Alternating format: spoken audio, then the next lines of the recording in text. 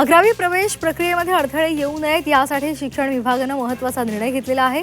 विद्यार्थ्यांकडून हमीपत्र घेऊन 11वीचा प्रवेश निश्चित करता येणार आहे। मात्र गुणपत्रक दाखला उपलब्ध झाल्यानंतर ते सादर करणं बंधनकारक असणार आहे। महाराष्ट्रामध्ये गेल्या 10 वर्षात दूध संकलनामध्ये वाढ झाली आहे। दूध संकलनामध्ये प्रतिदिन 60 लाख लिटरनं वाढ झालेली आहे। राज्यामध्ये पश्चिम महाराष्ट्र दूध संकलनामध्ये आघाडीवर आहे। सोलापूर जिल्हा 5व्या क्रमांकावर आहे। तसंच देशभरात महाराष्ट्र दूध संकलनामध्ये 5व्या स्थानी आहे। मध्य रेल्वेच्या महत्त्वाकांक्षी सीएसएमटी कुर्ला 5वी-6वी रेल्वे मार्गिकेला वेग आलाय। दादर पूर्व परिसरातील रेल्वेच्या मालकीच्या जागेवरील 27 अतिक्रमणे हटवलेली आहेत।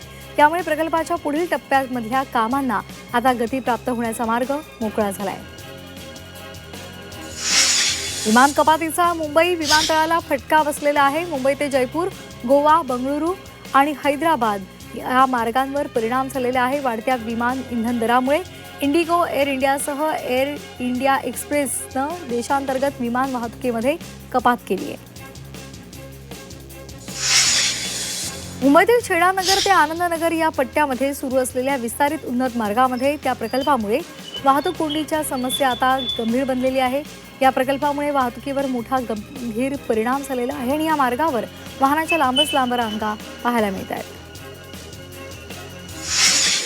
जनगणना कार्य निर्देशालय यांच्या कार्यालयाच्या माध्यमातून नवी मुंबईमधील जनगणनाविषयी कामकाजाचा आढावा घेण्यात आला।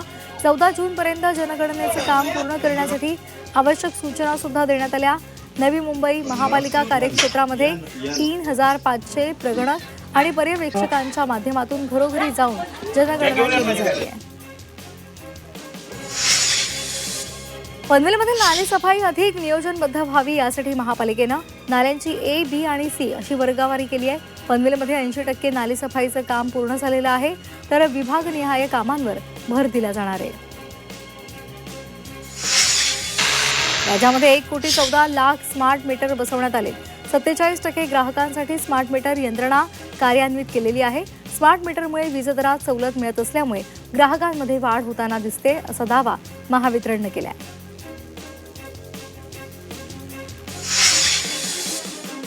मुंबईमध्ये पावसाळ्यामध्ये रेल्वे रुळांवर झाडं पडून लोकल सेवा बाधित होऊ नये यासाठी मध्य रेल्वे आणि महापालिकेनं कंबर कसली आहे। साप्ताहिक मेगा ब्लॉक दरम्यान पालिकेच्या फांद्या उद्यान विभागानं रेल्वे मार्गालगतच्या धोकादायक वृक्षांची छाटणी केली आहे।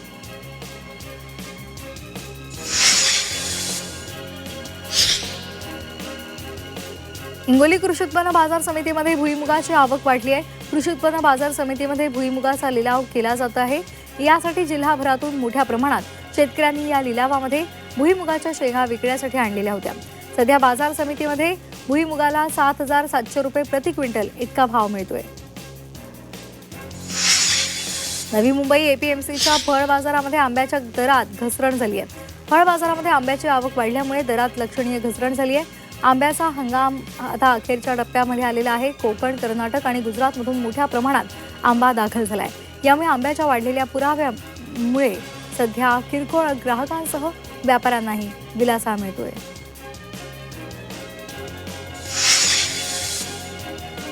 पुण्यामध्ये जनगणनेसाठी नागरिकांना वेळेत माहिती देण्याचं आवाहन करण्यात आलंय। जनगणना 2027 अंतर्गत स्वगणना पूर्ण केलेल्या नागरिकांनी मिळालेला स्वगणना ओळखपत्र क्रमांक हा प्रगणकांना देण्याचं आवाहन केलंय।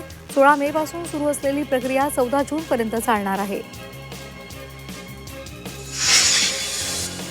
सिद्धिविनायक मंदिर न्यासाच्या कार्यकारी अधिकारी यांच्यावर झालेल्या आरोपांनंतर कार्यकारी अधिकारी बदलण्याचा निर्णय सरकारनं घेतलेला आहे। यावर आता मंत्रालयीन विभागातील कार्यकारी सचिव नेमण्यात येणार आहे। त्यामुळे सिद्धिविनायक मंदिराचा नवीन विकास आराखड्यानुसार आता कायापालट होणार आहे।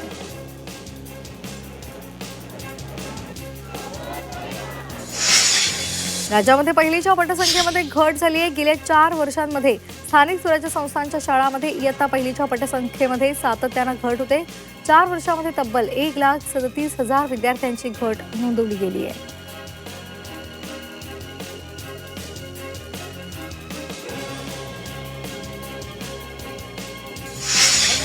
सोलापूर जिल्ह्यातील कुर्डुवाडी इथे कुस्ती स्पर्धेचं आयोजन करण्यात आलं होतं।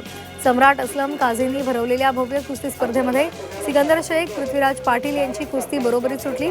या कुस्ती स्पर्धेमध्ये राज्यभरातून विविध वयोगटातील महिलांनी सहभाग नोंदवला।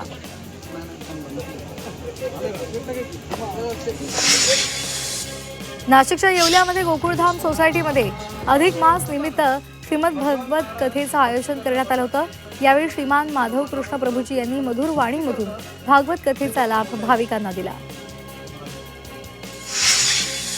धावत्या एलटीटी दिब्रुगड एक्सप्रेसमध्ये एका महिलेनं मुलाला जन्म दिला। मध्य रेल्वेच्या रनिंग स्टाफच्या तत्परतेमुळे महिला आणि बाळाला नवजीवन मिळालेलं आहे।